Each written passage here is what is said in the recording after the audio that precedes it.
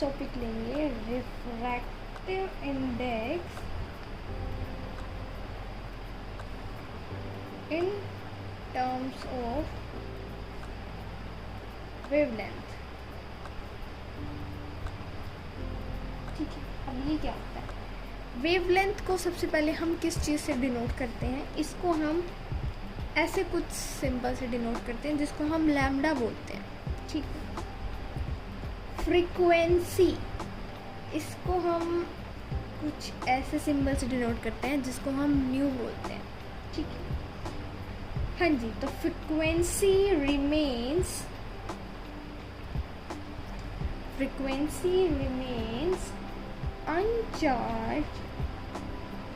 uncharged when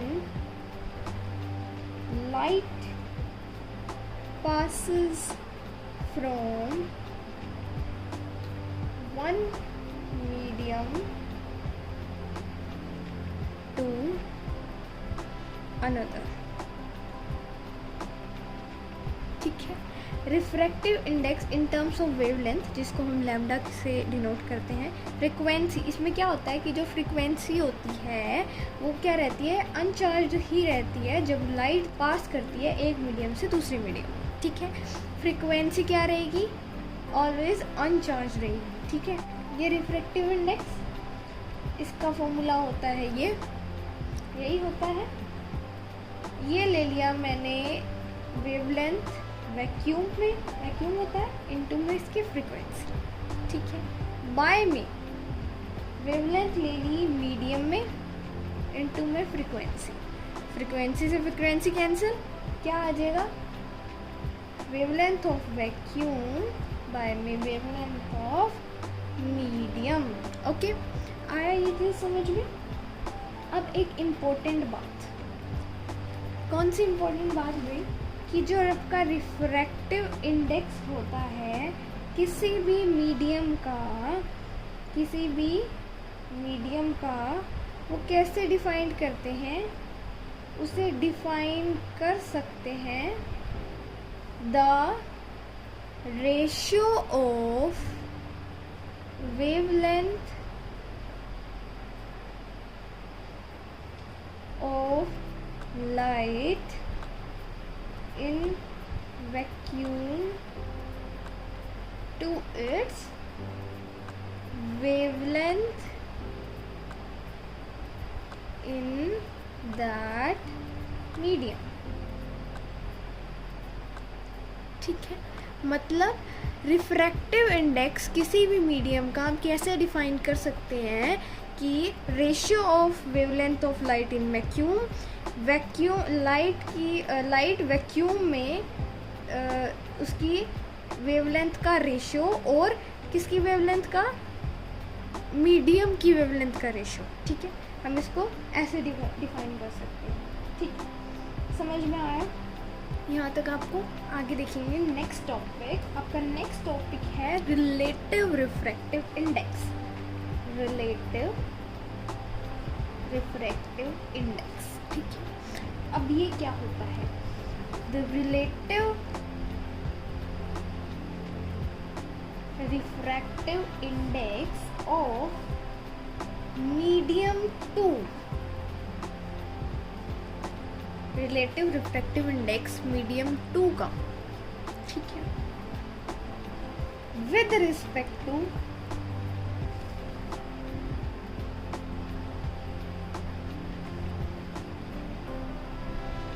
medium 1 is defined as the ratio of speed of light, जिसको हम V1 बोल देते हैं। ठीक है। in medium 1 to the speed of light, जिसको हम V2 बोल देते हैं, in medium 2 and is denoted by like this. medium 2, refractive index of medium 2 with respect to medium 1. यही होता है. क्या लिखा मैंने? रिलेटिव रिफ्रैक्टिव इंडेक्स क्या होता है? रिलेटिव रिफ्लेक्टिव इंडेक्स किसी भी मतलब का, किसका? मीडियम 2 का विद रिस्पेक्ट टू मीडियम 1. कैसे डिफाइन कर सकते हैं? रेशियो किसका? स्पीड ऑफ लाइट का, जिसको हमने v1 बोल दिया मीडियम 1 में, to the speed of light का, जिसको हमने v2 बोल दिया मीडियम 2 में, जिसको हम ऐसे भी डिनोट करते हैं. अंडरस्टूड? ठीक है. अब देखो, ये मैंने लिख दिया, ऐसे डिनोट करते हैं. ठीक है. इसको कैसे लिखते हैं आप? v2 bye v1. ठीक है. आया समझ में यहाँ पे? अब कुछ फैक्टर्स देख लेते हैं जिस पे रिफ्रैक्टिव इंडेक्स आपका किसी भी मीडियम का डिपेंड करता है. क्या फैक्टर्स होंगे?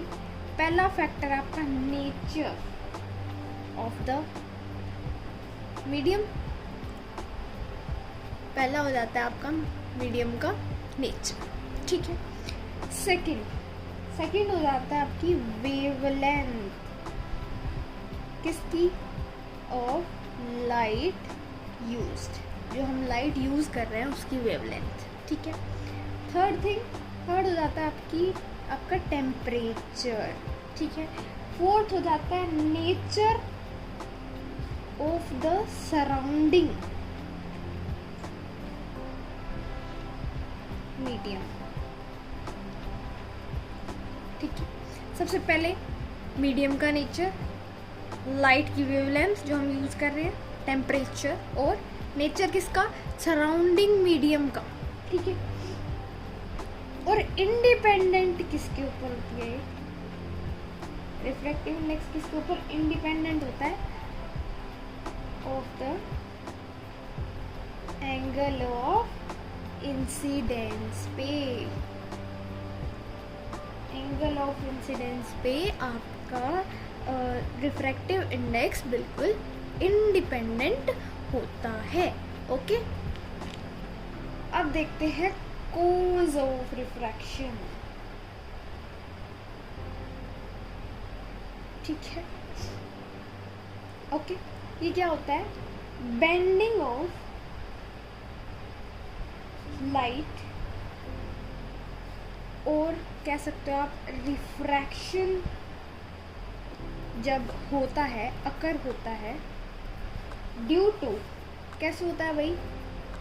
Due to change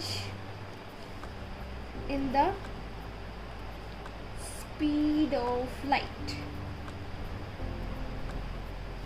as it passes from one medium to another. ठीक है. कोज ऑफ रिफ्रैक्शन क्या है? बेंडिंग ऑफ लाइट, लाइट का बेंड होना या फिर कह सकते हो रिफ्रैक्शन होना. ये कब अकर होता है? जब चेंज आ जाता है किसमें? स्पीड में. किसकी? लाइट की स्पीड में जब चेंज आ जाता है, जब आपका रिफ्रैक्शन होता है, या फिर बेंडिंग ऑफ लाइट बोल सकते हो. कब? जब ये पास करती है एक मीडियम से दूसरे. ठीक. इसको आप ऐसे लिख सकते हो, sine i by sine r, या फिर v1 बाय v2 लिख सकते हो. ठीक है. समझ में आया यहाँ तक? अब देखो पहला केस देखो. अब इसके अंदर इफ v1 आपका v2 से बड़ा हो जाता है, देन रिफ्रैक्टिव इंडेक्स मीडियम 2 का विद रिस्पेक्ट टू मीडियम 1 ये हो जाएगा बड़ा 1 से. ठीक. एंड साइन आई भी क्या हो जाएगा? साइन आर से बड़ा हो जाएगा. तो ये तो लाइट रे क्या करेगी? बेंड हो जाएगी टुवर्ड्स द नॉर्मल. ठीक है. जब ये रिफ्रैक्ट करेगी रेयर मीडियम से डेंसर मीडियम में. ठीक है. नेक्स्ट केस में अगर V1 आपका छोटा हो जाए V2 से, तो देन रिफ्रैक्टिव इंडेक्स मीडियम 2 का विद रिस्पेक्ट टू मीडियम 1 क्या हो जाएगा, छोटा हो जाएगा 1 से, एंड साइन आई भी छोटा हो जाएगा साइन आर से। तो लाइट रे आपकी बेंड हो जाएगी अवे फ्रॉम द नॉर्मल, ठीक है, जब वो रिफ्रैक्ट होएगी डेंसर मीडियम से रेयर मीडियम में। समझ आया यहाँ तक?